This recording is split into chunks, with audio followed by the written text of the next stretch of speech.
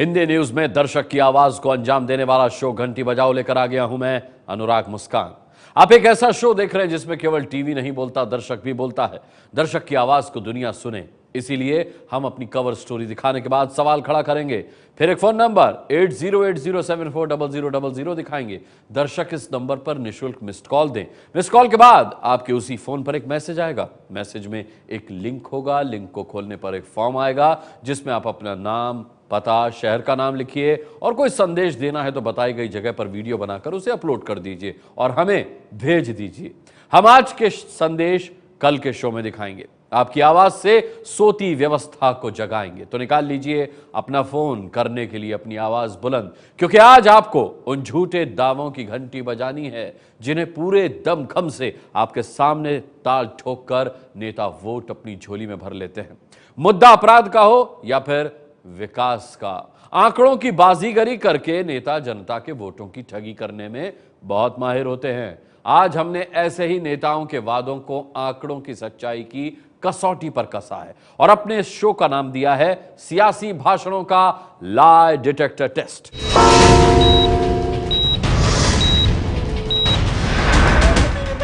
जनता के वोटों की कृपा पाने के लिए नेता जितने मुंह उतनी बातें कर रहे हैं।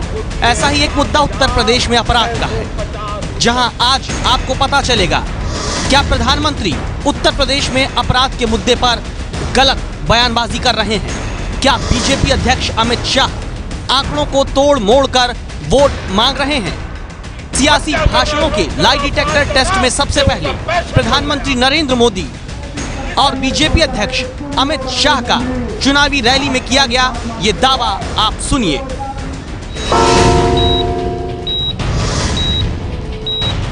एक दिन में उत्तर प्रदेश में 24 मां बेटियों पर बलात्कार होता है। उत्तर प्रदेश में 24 घंटे में 21 मां बेटियों पर बलात्कार करने का प्रयास होता है। हर रोज उत्तर प्रदेश में हर रोज 24 बलात्कार होते हैं, रेप होते हैं, 21 बलात्कार के प्रयास होते हैं।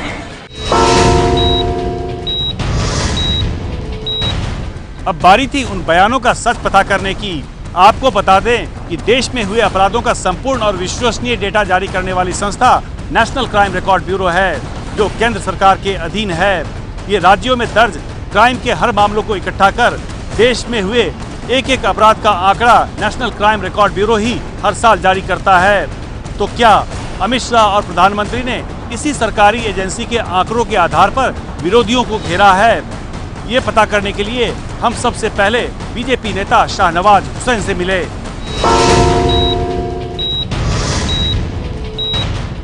भारतीय जनता पार्टी के प्रवक्ताओं को ये पार्टी अध्यक्ष की तरफ से इंस्ट्रक्शन है कि हम जो भी आंकड़े दें वो कसौटी पर कसा जाए तो सच हो। हम लोग तो नेशनल क्राइम ब्यूरो का आंकड़ा देते हैं। शाहनवाज हुसैन ने ये बात हमें कंफर्म कर दी कि चाहे बीजेपी के प्रवक्ता हों या पार्टी अध्यक्ष या फिर प्रधानमंत्री, अपराध के मुद्दे पर वो नेशनल क्राइम रिकॉर्ड ब्यूरो के आंकड़ों को ही आधार बनाकर रैलियों में विरोधियों पर वार करते हैं। लेकिन जो बयान आपने पहले सुने वो इस आधार पर सच नहीं बैठते, क्योंकि नेशनल क्राइम रिकॉर्ड ब्यूरो अपराध दर को प्रति 1 लाख लोगों पर दर्ज करती है, न कि प्रतिदिन कितना अपराध हुआ इस आधार पर। फिर क्यों प्रधानमंत्री और बीजेपी अध्यक्ष उत्तर प्रदेश में रोज बलात्कार के 24 मामलों की बात कहते हैं? किस आधार पर प्रतिदिन यूपी में 21 रेप के प्रयासों की बात नरेंद्र मोदी और अमित शाह ने कही?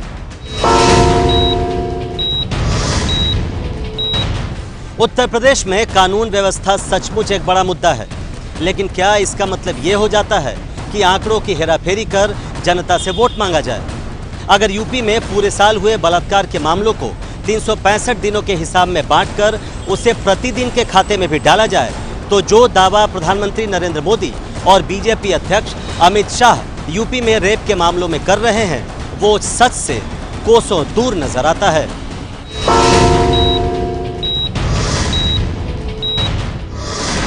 प्रधानमंत्री का दावा है कि यूपी में रोज 24 बलात्कार होते हैं, जबकि केंद्र की ही एजेंसी एनसीआरबी के मुताबिक यूपी में 2015 में बलात्कार के 3025 केस दर्ज हुए, यानी करीब 8 बलात्कार प्रतिदिन।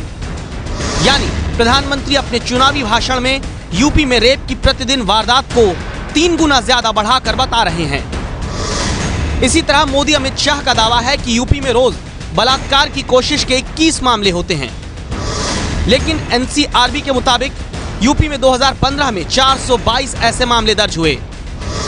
यानी सरकारी आंकड़ा कहता है कि उत्तर प्रदेश में रोज रेप के प्रयास का करीब 1 मामला ही हुआ। तो फिर इसका मतलब हुआ कि प्रधानमंत्री और अमित शाह चुनावी भाषण के दौरान यूपी में रेप के प्रयासों की प्रतिदिन वारदात को 21 गुना बढ़ाकर जनता से वोट मांग रहे हैं। अब प्रधानमंत्री मोदी का वो बयान सुनिए जहां उत्तर प्रदेश में कत्ल के मामलों पर आंकड़े सुनाकर वोट मांगा गया। इन आंकड़ों का लाई डिटेक्टर टेस्ट करें, उससे पहले बयान सुनिए।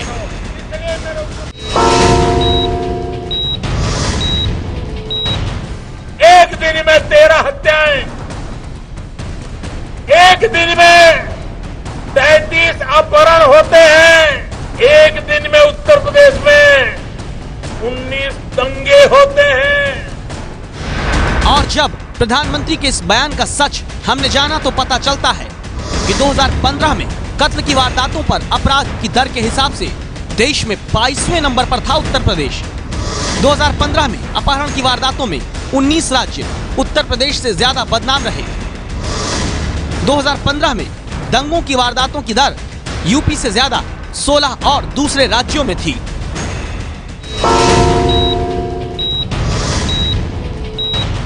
ये बात सही है कि अपराध हुआ है, लेकिन अपराध के उन आंकड़ों को बढ़ा चढ़ाकर, तोड़ मरोड़ कर पेश करना और फिर उसे भावनात्मक रूप देकर वोट बटोरने की कोशिश करना, ये कितना सही है? इस तरह के नेता सिर्फ एक दल में नहीं बल्कि तमाम पार्टियों में पाए जाते हैं। कुछ और लोगों के भी लाई डिटेक्टर टेस्ट होंगे हमारी अगली रिपोर्ट में।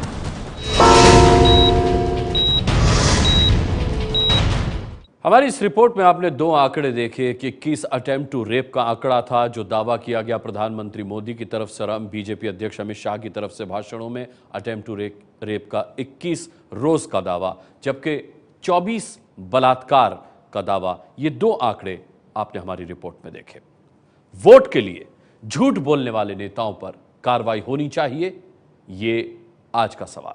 एबीपी न्यूज की राय से अगर आप सहमत हैं तो अभी फोन उठाइए और 8080740000 पर मिस कॉल दीजिए।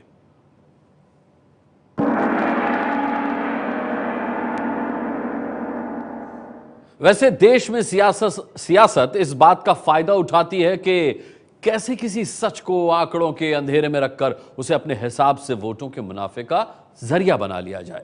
देश में ऐसी ही सियासत का आज हमने आपके लिए सच से सामना कराया है, जिसमें डिंपल यादव से लेकर प्रियंका गांधी तक और राहुल गांधी से लेकर आजम खान और केजरीवाल तक की गुमराह करने वाली राजनीति शामिल है।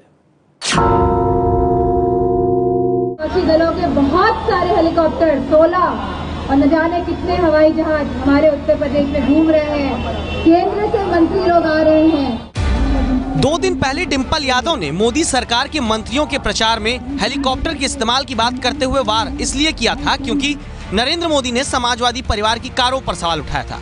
आधार थी मुलायम के दूसरे बेटे प्रतीक की 5 करोड़ वाली लैम्बोर्गिनी कार। यहाँ सीधी सी बात जबकि यह है कि विरोधी अगर हेलीकॉप्टर से प्रचार कर रहे हैं तो उसे उनका किराया देना होगा, लेकिन उसकी तुलना समाजवादियों की 5 करोड़ की कार से करके क्या डिंपल मतदाता को भ्रम में नहीं डाल रही हैं? भ्रम का मायाजाल फैलाकर जनता को वोट के लिए गफलत में डालने वाली ऐसी सियासत कांग्रेस भी कर रही है। जब राजीव गांधी प्रधानमंत्री थे, अमेठी का क्या विकास हुआ था? अमेठी के जन जन से पूछिए। अमेठी का एक एक बात आपको बताएगा कि जब आप प्रधानमंत्री होते हैं किस तरह से आप विकास कर सकते हैं।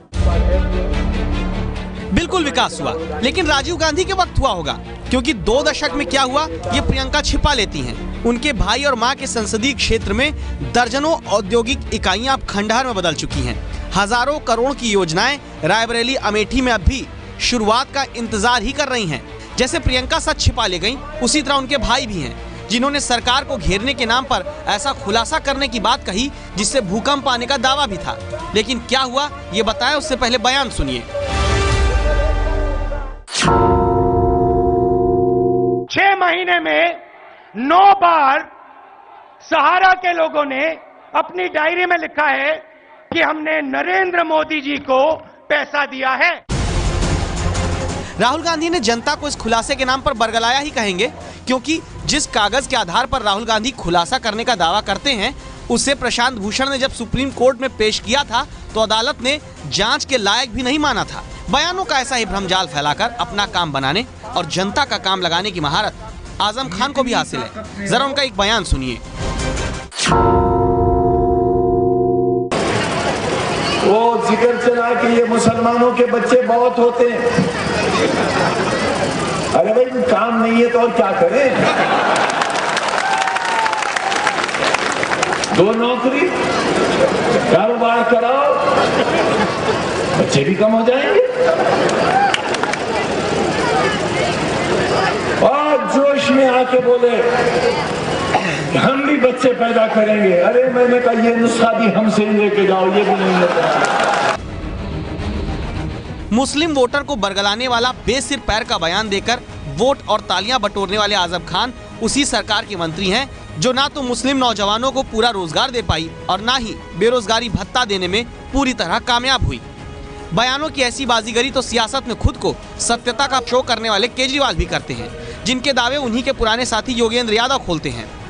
केजरीवाल का दावा था कि उनके पहले बजट में शिक्षा का बजट 106% बढ़ाकर डबल कर दिया, लेकिन योगेंद्र यादव का आरोप है कि शिक्षा बजट में नियोजित अंश 106% बढ़ाया गया था और खर्च सिर्फ 37% ही हुआ था।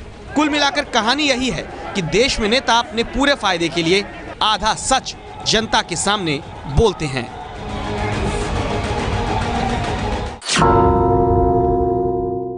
तो नेताओं के सच को अपने फायदे के मुताबिक स्वादानुसार लेकर सियासत करने की सोच की घंटी कैसे बजेगी? क्या इसके लिए कोई नियम देश में नहीं है? इन सवालों का जवाब तलाशने के लिए एबीपी न्यूज संवाददाता आशीष कुमार सिंह निकले।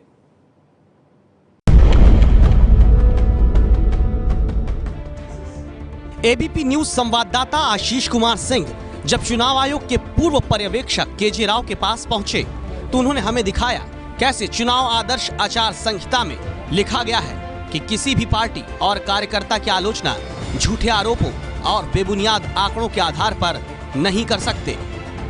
इसके बाद चुनाव आचार संहिता को बेहद करीब से समझने वाले केजे राव ने हमें इस पूरे नियम का मतलब भी समझाया।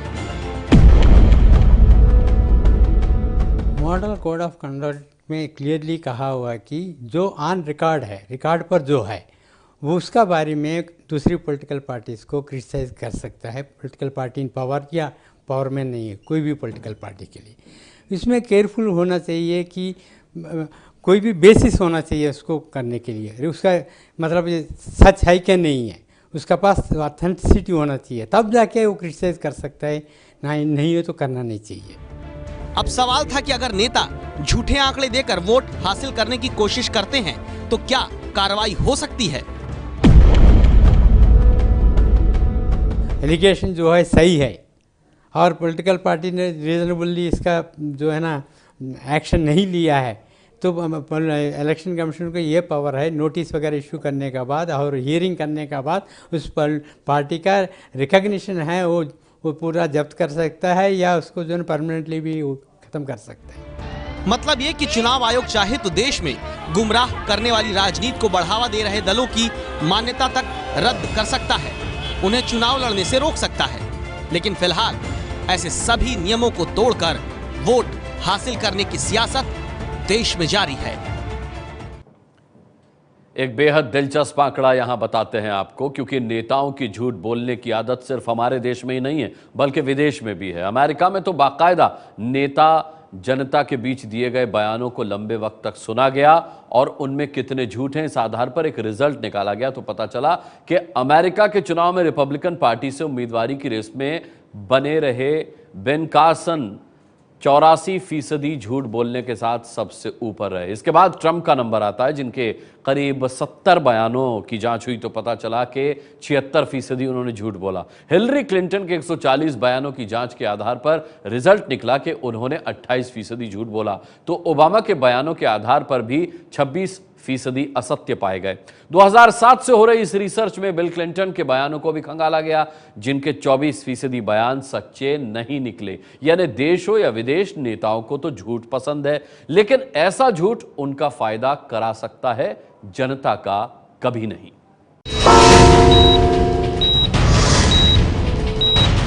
आगे बढ़ते हैं। जम्मू में 6 साल से अवैध रूप से रह रहे रोहिंग्या मुसलमानों को खुफिया एजेंसियों ने देश के लिए खतरा बताया था। इस मुद्दे पर हम पिछले 2 हफ्ते से लगातार घंटी बजा रहे हैं और हमारी खबर से इस मुद्दे पर अब दूसरा बड़ा इंपैक्ट हुआ है।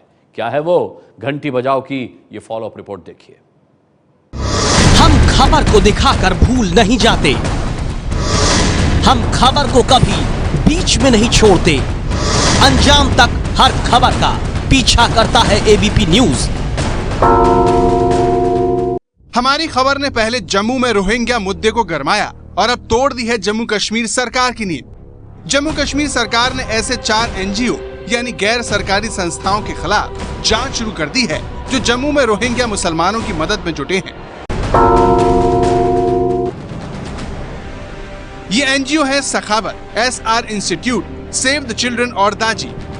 जांच इस बात की हो रही है कि ये चारों एनजीओ किस मकसद से रोहिंग्या मुसलमानों की मदद कर रहे हैं और उन्हें फंडिंग कहां से हो रही है। जो देशद्रोह को बढ़ावा दे रहे हैं, इनके अगेंस्ट सख्त कार्रवाई की जाएगी। रोहिंग्या मुद्दे पर रणनीति बनाने के लिए जम्मू बीजेपी ने कल बीजेपी कार्यकर्ताओं का सम्मेलन बुलाया है। आपको याद होगा 3 फरवरी को हमने इस मुद्दे पर घंटी बजाई थी, जिसके बाद पैंथर्स पार्टी ने रोहिंग्या मुसलमानों को जम्मू कश्मीर से बाहर करने की मांग उठाई थी। हमने मंगलवार को अपने इसी शो में भड़काकर सत्ता पाने वाले नेताओं की भी घंटी बजाई थी और इस पर आप लोगों के ढेरों वीडियो संदेश हमें मिले हैं, जिनमें से कुछ के वीडियो संदेश आप भी सुनिए। इस तरह की भाषणबाजी, बयानबाजी एक बिल्कुल पूरी तरह से चुनावी मुद्दा है और ऐसा ये लोग इसलिए करते हैं जिससे कि जनता का ध्यान को आकर्षित किया जाए और इनको किसी भी तरह से गुमराह करके हमारे मत का यूज करना चाहते हैं। एबीपी न्यूज का घंटी बजाओ कार्यक्रम एक बहुत ही अच्छा कार्यक्रम है और इससे जनता को बहुत जल्दी जागरूक किया जा सकता है, ताकि ऐसे गुंडा तत्व जो पार्टियों में घुस जाते हैं उससे जनता जागरूक हो। जो भी भड़काऊ बयान दे रहे हैं उन्हें जेल में डाल देना चाहिए। ये तो चुनाव आयोग को चाहिए कि उनका रजिस्ट्रेशन कैंसिल कर दें ताकि वो आगे से ऐसा बयान ना दे पाए। तो भाषण देने वाले नेताओं को पार्टी से बाहर कर देना चाहिए।